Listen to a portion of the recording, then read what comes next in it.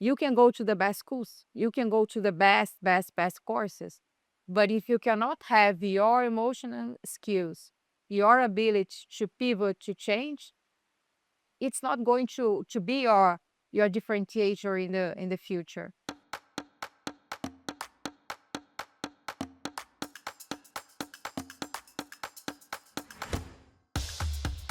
Today we're here with Helena, a parent at ISP to Albrook School in Sao Paulo. Helena is a Strategic Partnerships Manager for Google Cloud, working across Latin America. She began her career in journalism and has worked for companies such as Amazon, Meta and Mercado Libre. Helena, it's lovely to have you here today. Thank you so much for joining us. I just want to ask you our first question then. For students hearing about your title, what does that exactly mean day to day? What do you do in your day-to-day role at Google? My job, it's like to build relationships, to build like partnerships to last.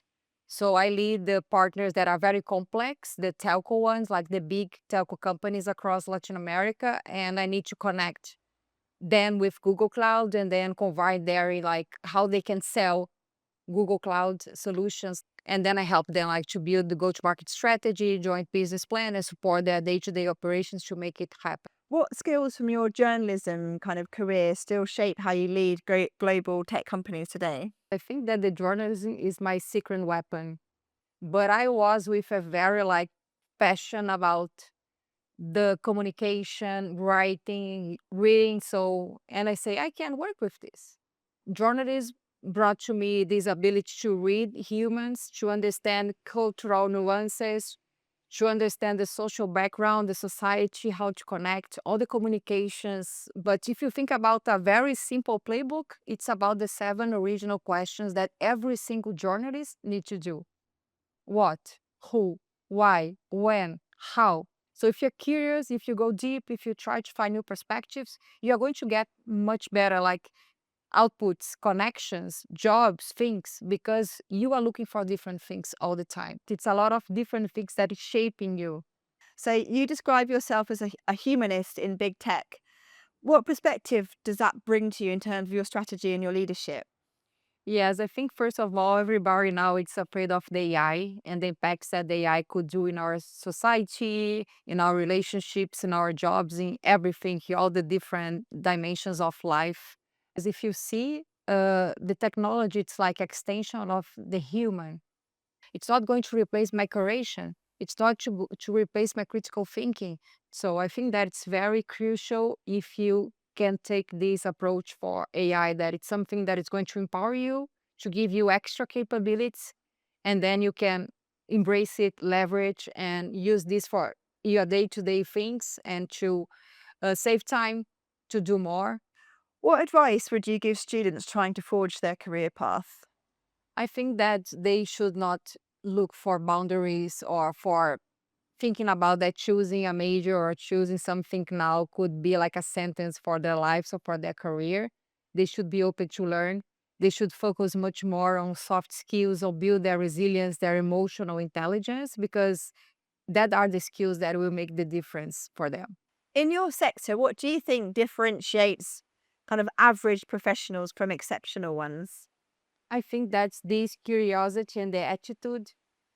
I can say that in the Google environment, for instance, big tech environments, Meta, Amazon, the different big techs that I've worked at, you see amazing, brilliant people that had the most beautiful majors at Harvard, Stanford, and say, oh, that's amazing.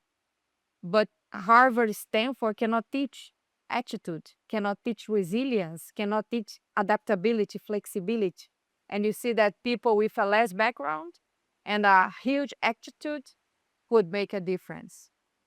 And what part of your work do you think AI will just never replace? My ability to connect with people. And I think everything that I have, it's about this connection that I am able to build.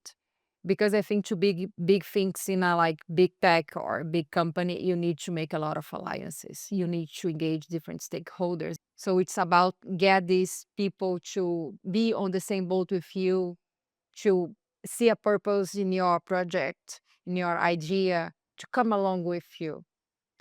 And if adaptability is the real currency of the future, what can we do to encourage our young people to practice it now?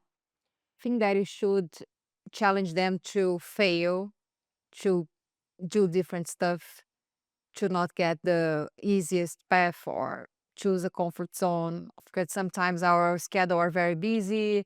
You don't have time to say, but you should be diligent about helping them to be open to the real world. So, how can parents encourage resilience rather than perfectionism? I think that we need redesign the way we look at failure with our kids.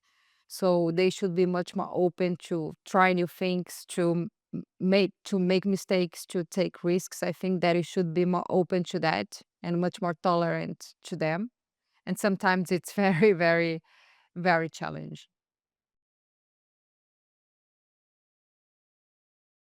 The biggest myth about choosing a university degree is that it dictates the rest of our life. strategy is really about. Choosing the right battle to fight.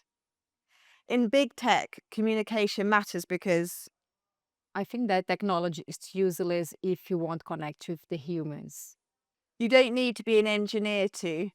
to lead and shape the future. Resilience is a muscle that Requires friction to grow. the future belongs to people who. Adapt.